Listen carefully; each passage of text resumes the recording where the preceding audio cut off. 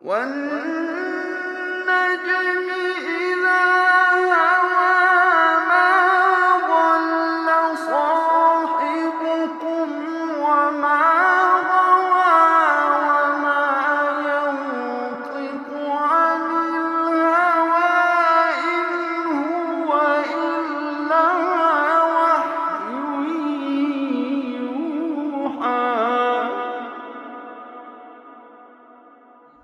Demi bintang ketika terbenam. Kawanmu Muhammad tidak sesat dan tidak pula keliru. Dan tidaklah yang diucapkannya itu Al-Quran menurut keinginannya. Tidak lain Al-Quran itu adalah wahyu yang diwahyukan kepadanya. Kitabul Jami'. Hadis yang pertama tentang hak sesama muslim. Bismillahirrahmanirrahim. Para pemirsa Insan TV sekalian, alhamdulillah, syukur kita kepada Allah Subhanahu wa taala tentunya atas segala limpahan nikmat-Nya. Kemudian salawat dan salam semoga selalu tercurah kepada baginda Nabi sallallahu alaihi wasallam. Di dalam Kitabul Jami' kita akan membahas setiap hadis-hadis yang ada dalam kitab tersebut. Dan hadis yang nomor pertama kita akan membahas tentang hak sesama muslim. Hadis ini diriwayatkan dari Abu Hurairah radhiyallahu anhu. Dia berkata, Rasulullah sallallahu alaihi wasallam bersabda, "Haqqul muslim 'alal muslim sittun. Idza laqitahu fasallim alaihi wa idza da'aka fa'ajibhu wa idza istansahaka fansahhu wa idza 'atasa fahamidallah fasammidhu wa idza marida fa'udhu wa idza mata fatba'hu." Artinya, hak seorang muslim yang satu terhadap muslim yang lain ada 6. Bila engkau berjumpa dengannya, ucapkanlah salam untuknya. Kemudian bila dia mengundangmu, maka penuhilah. Kemudian bila dia meminta nasihat darimu, maka berilah nasihat. Keempat, bila dia bersin dan mengucapkan Alhamdulillah, maka bacakan untuknya Yarhamukallah. Dan bila dia sakit, jenguklah. Dan bila dia meninggal dunia, antarkanlah jenazahnya. Hadis riwayat Muslim.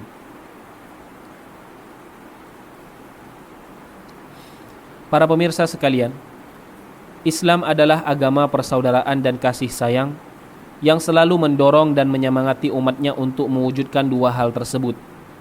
Karena itulah Islam mensyariatkan beberapa hal yang menjadi sebab terwujudnya persaudaraan dan kasih sayang. Sebagian di antaranya dan juga menjadi yang terpenting adalah melaksanakan kewajiban-kewajiban sosial terhadap sesama kaum muslimin. Menebar salam, memenuhi undangan, memberi nasihat, mendoakan yang bersin, menjenguk yang sakit dan mengantar jenazah. Hadis yang mulia ini kandungan isinya mempertegas kewajiban-kewajiban tersebut. Berikut kami akan menguraikannya satu persatu insya-Allah. Yang pertama adalah salam. Allah Ta'ala berfirman yang artinya, "Hai orang-orang yang beriman, janganlah kalian memasuki rumah yang bukan rumah kalian sebelum meminta izin dan memberi salam kepada penghuninya. Yang demikian itu lebih baik bagi kalian agar kalian selalu ingat."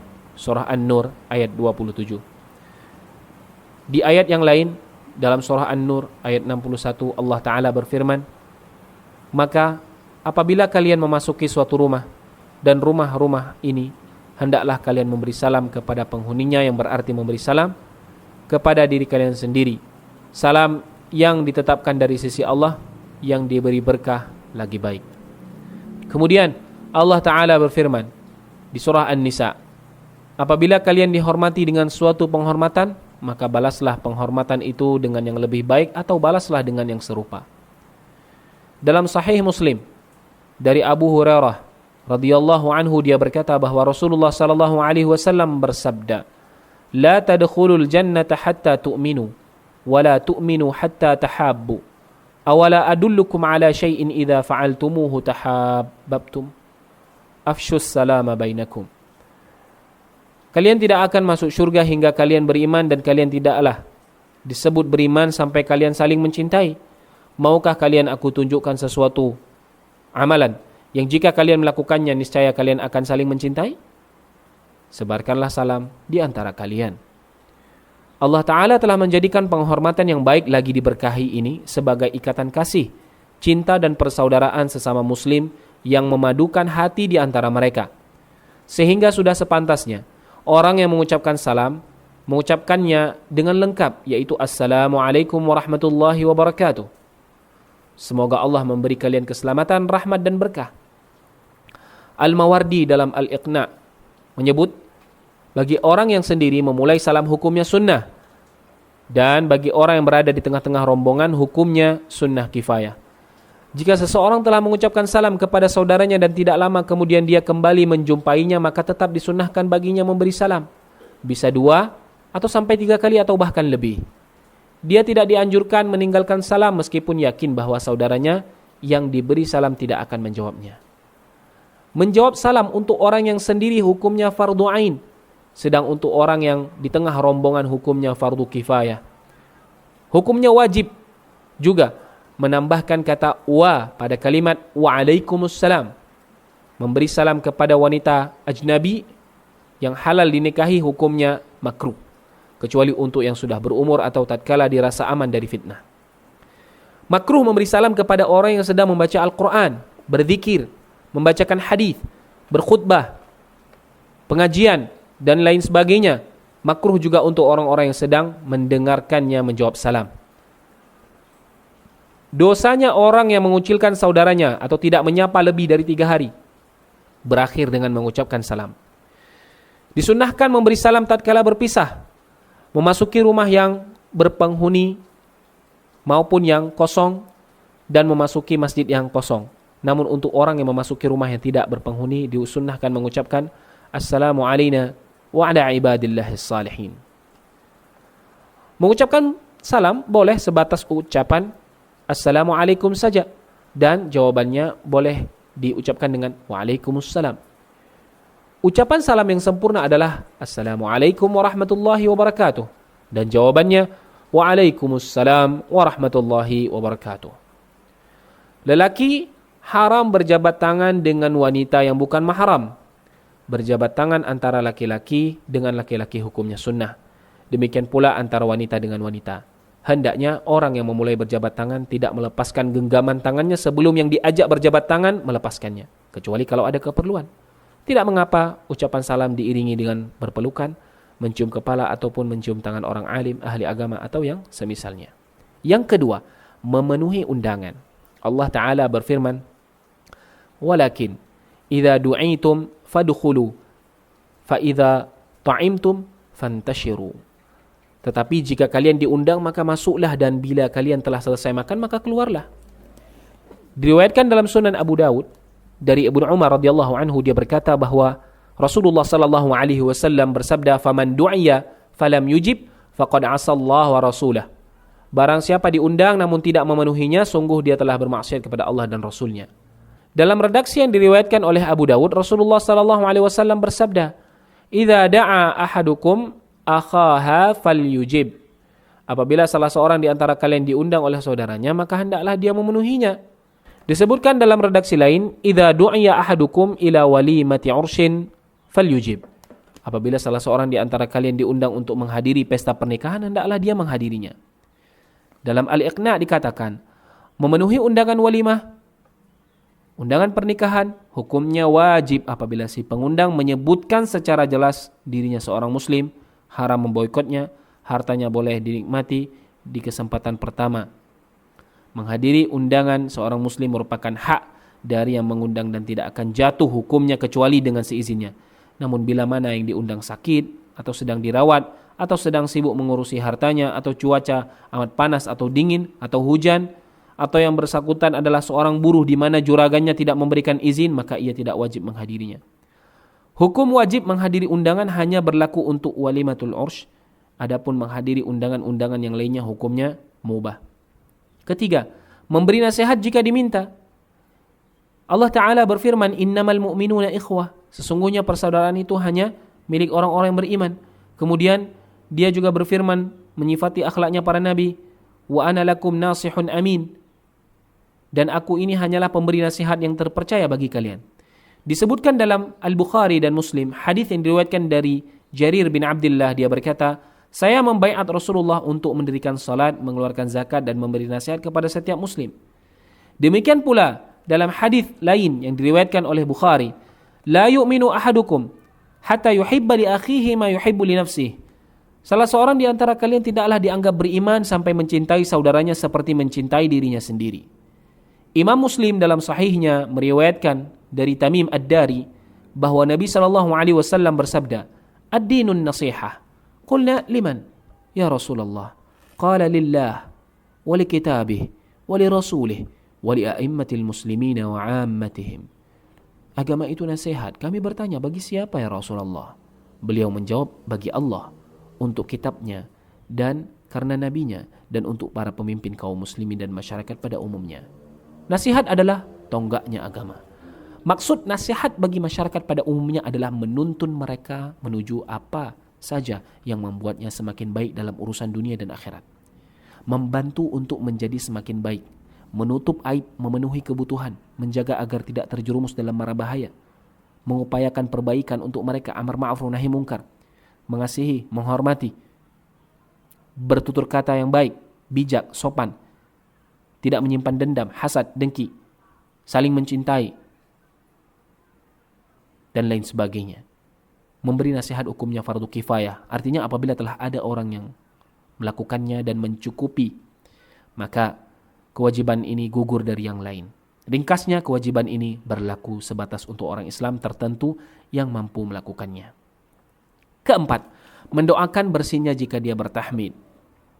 Nabi SAW bersabda, "Idza 'atasa ahadukum falyaqul alhamdulillah wal yaqul lahu akhuhu aw sahibuhu yarhamukallah, fa idza qala lahu yarhamukallah falyaqul yahdikumullah wa yuslihu balakum."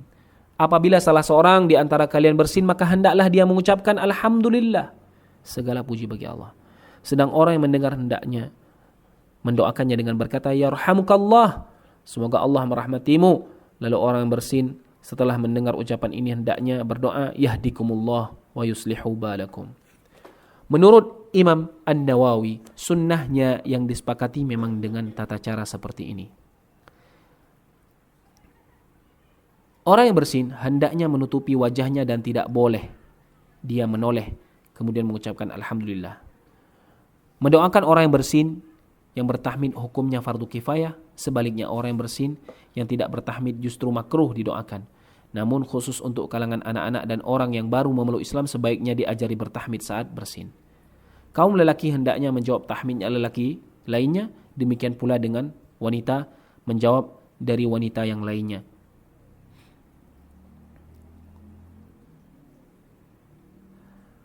Apabila ada orang yang bersin hingga 3 kali dan setiap kali bersin dia bertahmid, maka orang yang mendengar hendaknya menjawab tahmid tersebut. Namun jika bersinnya masih berlanjut, ada kemungkinan disebabkan sakit, orang yang mendengar hendaknya mendoakan kesembuhan bagi saudaranya. Yang kelima, menjenguk dikala sakit.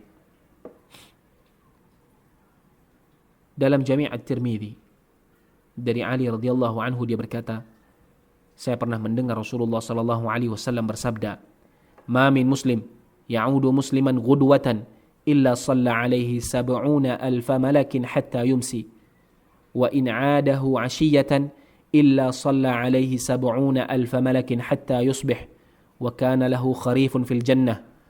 Tidaklah ada seorang muslim yang berpagi-pagi menjenguk saudaranya yang sedang sakit kecuali 70,000 malaikat akan mendoakannya hingga petang hari. Dan tidaklah ada seorang muslim yang menjenguk saudaranya pada petang hari, melainkan 70,000 malaikat akan mendoakannya hingga subuh. Baginya juga akan disiapkan seekor domba di dalam syurga. Syekh Taqiyuddin menyatakan, dalil-dalil yang berkenaan dengan masalah ini menunjukkan wajibnya menjenguk orang sakit. Demikianlah pendapat yang ditegaskan oleh Al-Bukhari. Akan tetapi jumhur ulama berpendapat sunnah. Bahkan An-Nawawi telah menukil bahwa para ulama berijma' atas kesunnahannya. Secara eksplisit, hadis ini memberi isyarat bahwa kewajiban menjenguk hanya berlaku jika si sakit orang Islam. Tetapi Seperti yang tercantum di dalam Sahih Al-Bukhari, Nabi pernah menjenguk orang Yahudi. Bahkan dalam 2 kitab Sahih Bukhari dan Muslim disebutkan bahwa beliau pernah menjenguk pamannya Abu Talib yang musyrik. Dalam Al-Iqna disebutkan hendaknya orang yang menjenguk menanyakan keadaan si sakit, menghibur dan tidak duduk berlama-lama di sisinya. Disebutkan dalam As-Sahihain dari Aisyah bahwa Nabi SAW biasa menjenguk kerabatnya. Beliau mengusap bagian tertentu dari tubuh si sakit dengan tangan kanannya sambil berdoa, Allahumma rabban nas, adhibil ba's, ishfi, anta syafi la shifaan illa shifauka, shifaan la yughadiru saqama. Ya Allah, engkaulah Rabb manusia, lenyapkanlah penderitaannya, sembuhkanlah dia karena engkaulah zat yang maha menyembuhkan. Tiada yang dapat menyembuhkan kecuali engkau, yaitu kesembuhan yang tiada meninggalkan penyakit. Yang terakhir yang keenam adalah mengantarkan jenazahnya. Disebutkan dalam As-Sahihain dari Abu Hurairah, Rasulullah sallallahu alaihi wasallam bersabda, "Man syahidal janazah hatta yusalli 'alaiha falahu qirat, wa man syahidaha hatta tudfana falahu qiratan." Qila, "Wa ma al-qiratan?" Qala, "Mithlul jabalain al-'azimain." Barang siapa yang menghadiri prosesi pemakaman jenazah hingga disalatkan, maka baginya pahala 1 qirat. Barang siapa menghadirinya sampai dimakamkan, maka baginya pahala 2 qirat. Beliau ditanya apa yang dimaksud dengan 2 qirat. Beliau menjawab, seperti 2 gunung yang amat besar. Dalam Al-Iqna dikatakan, menghadiri prosesi pemakaman jenazah hukumnya sunnah, dan ini merupakan haknya si mayit dan keluarga. Menurut Al-Ajuri, akan lebih baik jika seorang muslim menunaikan hak saudaranya ini sampai tuntas. Saat menghadirinya, makruh meninggikan suara atau berteriak, meskipun dengan melantunkan ayat Al-Quran dan kalimat-kalimat zikir. Disunnahkan berlaku khusyuk, memikirkan keadaan si mayit dan mengambil pelajaran darinya, dan merenungkan peristiwa yang kelak akan dialami oleh si mayit. Dimakruhkan pula tersenyum, tertawa dan asyik membicarakan masalah-masalah dunia.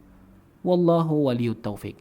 Demikian pembahasan kita dalam Kitabul Jami' hadis yang pertama, menjelaskan tentang hak-hak sesama muslim yang telah disebutkan dalam hadis tadi. Ada 6 perkara. Semoga kita bisa mengambil faedah dari hadis tersebut. Aqulu qawli hadza wa astaghfirullah li wa lakum wa subhanakallahumma wa bihamdika asyhadu an la ilaha illa anta astaghfiruka wa atubu ilaik. Wassalamualaikum warahmatullahi wabarakatuh.